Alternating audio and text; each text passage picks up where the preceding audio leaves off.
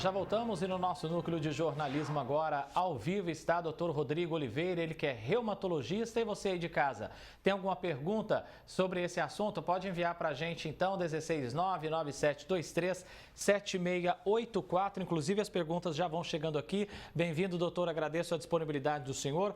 O Roberto de Sertãozinho diz que tem artrose e ele quer saber se determinados exercícios podem piorar o quadro. Doutor, boa tarde, bem-vindo aqui. Boa tarde, eu agradeço o convite. Depende de onde nós estamos falando da artrose, né? A artrose é um desgaste prematuro das articulações e você faz parte do tratamento da artrose, obviamente, fazer atividade física. Depende como é feita essa atividade. Sempre que possível, faz uma atividade supervisionada com um profissional adequado. Um bom educador físico é fundamental para isso, com a orientação de um reumatologista ou um ortopedista. Isso é fundamental. A próxima pergunta do Aparício aqui de Ribeirão Preto. Doutor, boa tarde. Ele diz que tem dores causadas pela pata de ganso nos joelhos e como tratar isso, doutor? O termo pata de ganso nada mais é que um tipo de tendinite, uma bursite e tendinite que acontece na parte interna do joelho.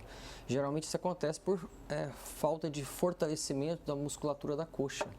Então, fortalecer a musculatura da coxa faz muita diferença para que você não tenha repetidos episódios de inflamação nessa pata de ganso. A Marisa de Ribeirão Preto está perguntando aqui se colocar prótese em idoso é recomendado e se esse idoso vai conseguir voltar aos movimentos, a recuperação é demorada, enfim. Bom, presumo que a prótese se refere ao quadril ou ao joelho, né? Isso acontece quando a articulação, a junta, está muito gasta e impossibilitando o paciente de executar as atividades normais. Então, a prótese está indicada nas situações, não é pela idade, se o paciente tem condições clínicas, né? Se tem uma boa, coração está bom, o pulmão está bom, fazer a cirurgia pode propiciar e voltar a ter uma qualidade de vida adequada. A Ângela do bairro Castelo Branco, em Ribeirão, está perguntando aqui o que causa fascite plantar e qual que é o tratamento adequado para esse problema, doutor? Fascite plantar, o termo leigo usado é de esporão, né? Na verdade, você tem uma inflamação onde tem a carga do calcanhar no chão. Então, se você tem uma sobrecarga, está acima do peso, reduzir o peso ajuda. Usar uma palmilha, uma calcanheira adequada, evitar andar descalço, isso vai evitar que você tenha novos episódios de inflamação. Hernani de Guariba agora, tenho problemas em ambos os joelhos, esquerdo com derrame articular e o direito tendão patelar. Quais as medidas deve tomar? Ele está dizendo aqui que só vai nos médicos, passa ali alguma coisa para aliviar a dor, mas o problema depois retoma de novo. Sem dúvida.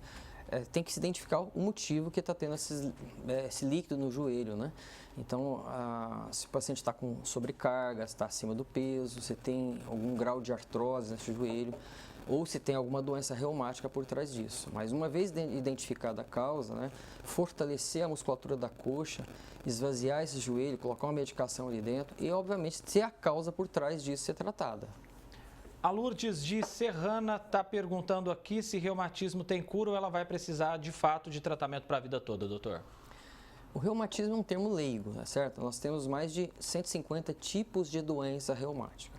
Existem doenças reumáticas passíveis de cura, mas grande parte delas elas estão doenças crônicas, como a hipertensão, como a diabetes, e que você consegue, com o que nós temos hoje, tratar. Um dia fica bem, mas tem que fazer um segmento a longo prazo.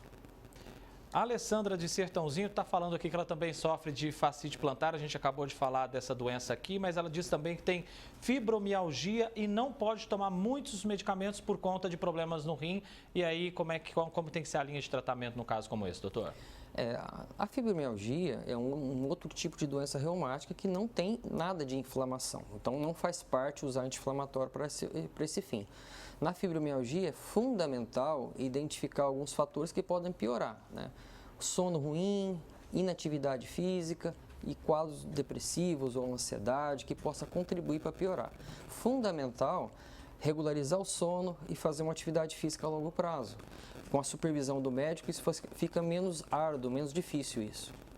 Aran está dizendo aqui que a mãe dele é diabética e tem também fibromialgia. Qual que é a recomendação nesse caso? É um pouco mais complicado, doutor?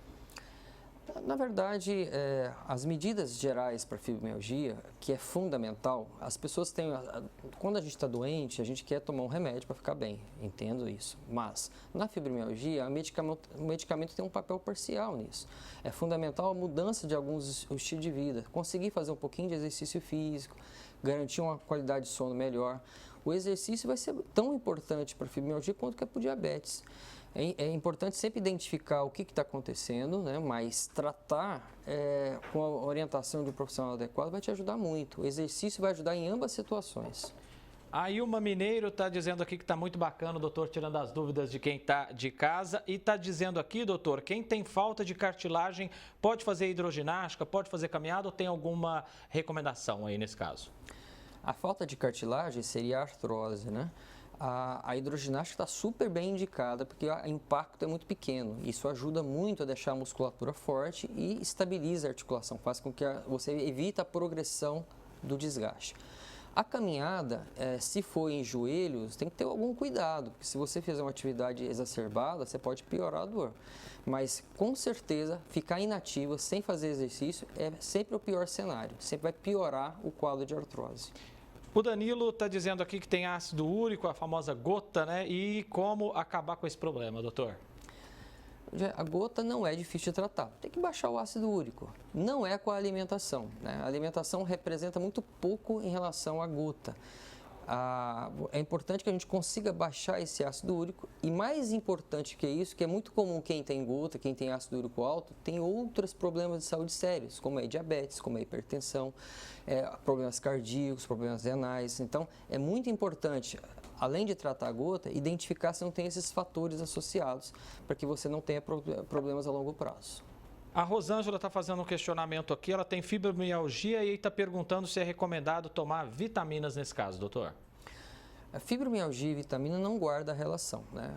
Se ela tiver deficiência de alguma vitamina, ela deve repor, mas não faz diferença no tratamento da fibromialgia. Doutor Rodrigo Oliveira, reumatologista, agradeço muito a pergunta do senhor. Tem mais questionamentos que chegaram aqui, mas nosso tempo, obviamente, é um tanto quanto curto, mas a gente espera recebê-lo aqui numa próxima oportunidade, doutor, para a gente seguir tirando as dúvidas dos nossos telespectadores. Um abraço, viu, doutor? Um abraço, foi um prazer.